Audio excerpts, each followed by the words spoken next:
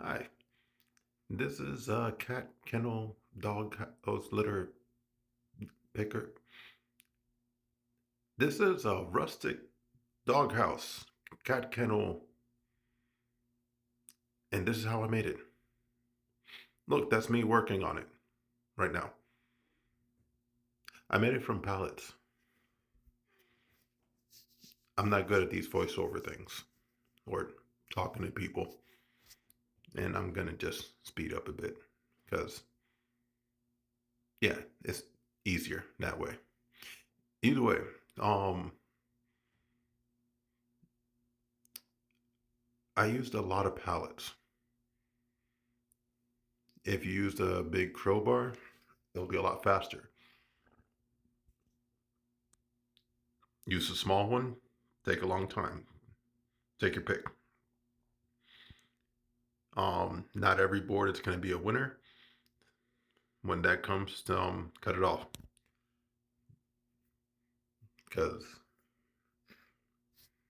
yeah, there's a lot of boards to get through. Just get through them. Make sure to get as many of the nails out as you can. It's easier to take out entire nails than short ones. And this option is just to go through the boards faster, but remember to take out all the nails. It's not just nails. They have staples, they have screws. That will mess up your planer. So as you can see, it I use a hammer and a crowbar and a magnet to double check my work. Make sure you remove as many of these staples and many magnet screws, the stuff that's in the wood. Take it all out and then plane it. Hey, look at that. Look cool, right? Yeah, I don't know. Point is, now that you can maybe see me better, I'm working on this whole camera thing. I'm not a good video videographer. Hey, look, I'm planing the wood so it all comes out the same size.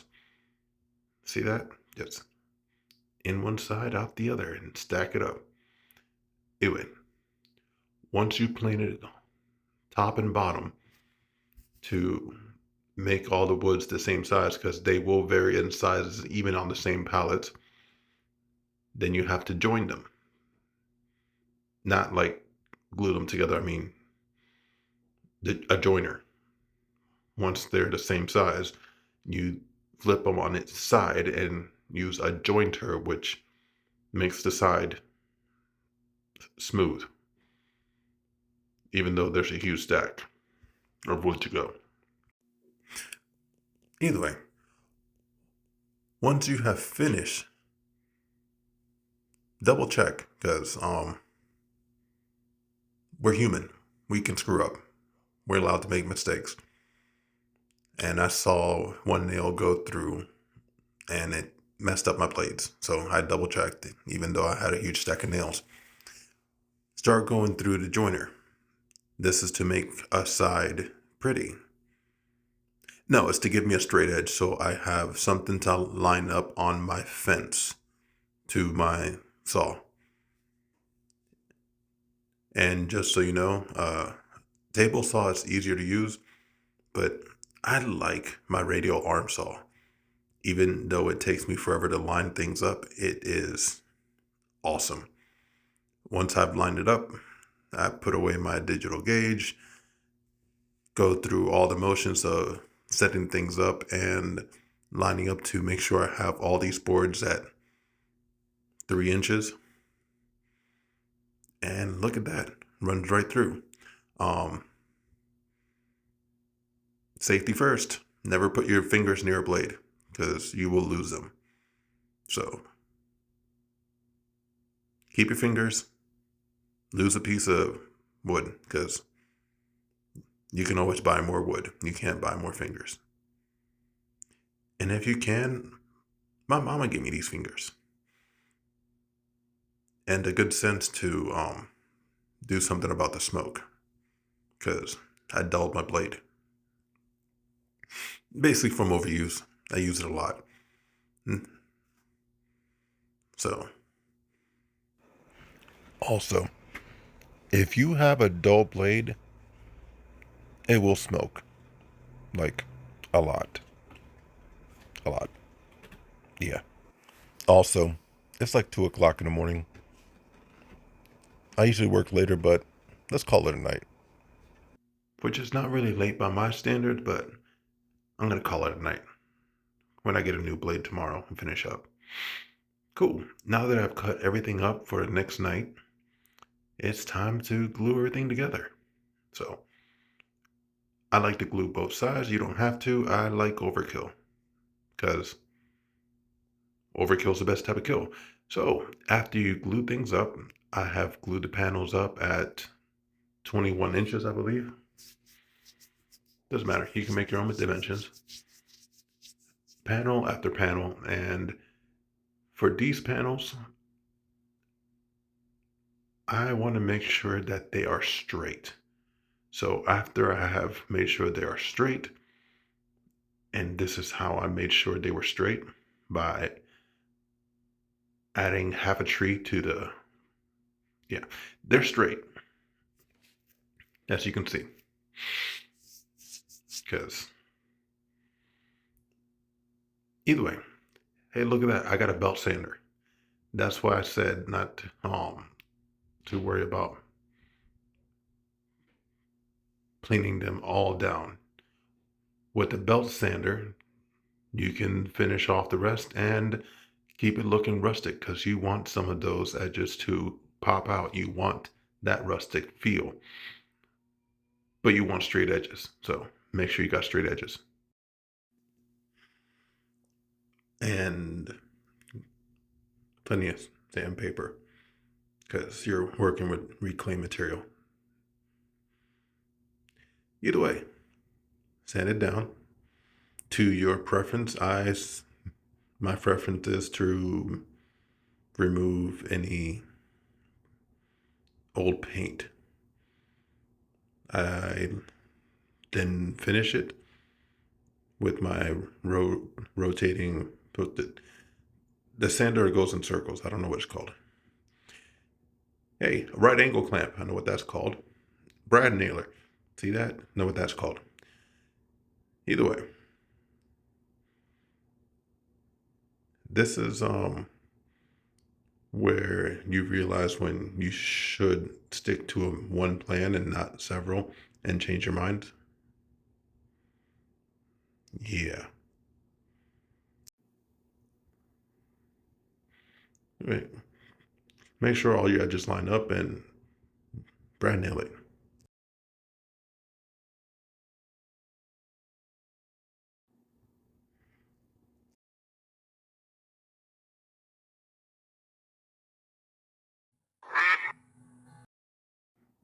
Don't mind me. I'm doing this at 1, 2, 3, sometimes 4 o'clock in the morning because this is the only time I get to do it. And as you see, my fingers are very close to this brad nail. I don't like it. So protect your fingers. Use a hammer, a rubber hammer, so you don't mess up the. Either way, looks good, right? See that? Yeah. Pew pew. It's 2 a.m. Leave me alone. It's good. So now the extra pieces, cause oh yeah, I screwed up. I changed my mind on the size, so I needed to fix the pieces so they would all fit. Cause for some reason I thought it was a square and not a rectangle. Moving on. So I gotta rip the board. Use corded tools because battery power tools do run out of power. And hey, look at that. It's that sander thing again. And look at that. Fingers are out the way. and more sanding. Now, these are supports because if you have a dog, you most likely have a kid that is going to mess it up. Now, this little divider is specifically for the cats. You want to make sure that if the cat has a litter box on the other side, you don't want to see that through the front door. So that's the little divider thing. Now, here's the thing to keep its uh, rusticness. I don't know. Just to keep its rustic, whatever, to keep it looking rustic. When it comes to the board, the front door, I could easily cut out the doors and make them look completely like factory made. But the thing about this is I wanted to have that rustic feel, the handmade feel. So I went with a different strategy here. After I finish milling up, you'll see that I am purposely cutting the doors out while the panel's in place. Why? Because I want it to be difficult. No, because it adds a different feel. It just looks really different. So, see, and after I put the doors together, I give it a backstop so the doors got something to slam into. After I put the hinges on, and yes, I like the shiny hinges. Leave me alone. It's my build. I like the shiny hinges and the rustic knobs. As you can see, it's in the hold up for the knobs and they look rustic. See, cool. Leave me alone. Put in a backstop. See, that's the bottom backstop, top door stop. Just leave me alone. Just, it looks good. I like it. This is for the door to stabilize it because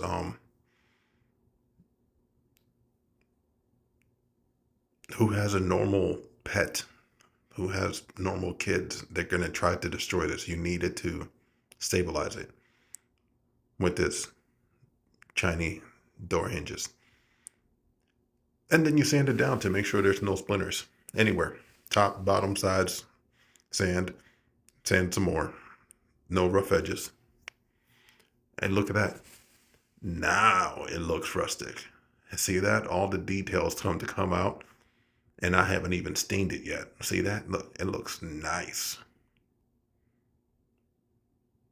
Honestly, it does give an extra touch. Now, when you do stain, remember to move the shiny hinges because you deserve to put shiny hinges on your work. And voila. Doesn't that look nice? The dog doesn't even know what to do with himself. He's looking at it. He wants to get in it. I left the blanket in there to entice him, the dog, not the baby girl who thinks it's her new dollhouse. Get out of the shot, baby. The dog likes it, see? That's my finger, but dog comes out, dog goes back in, and then I had to remove the dog because he thought it was his new house. This is not for him. See that? Looks great. If you want more instructions, dimensions, let me know. I like this. I like doing this. Tell me what you think. Or not. It'd be cool if you did. Look at that. Closes neatly, nice, and everything with his shiny doors. Awesome. Cool.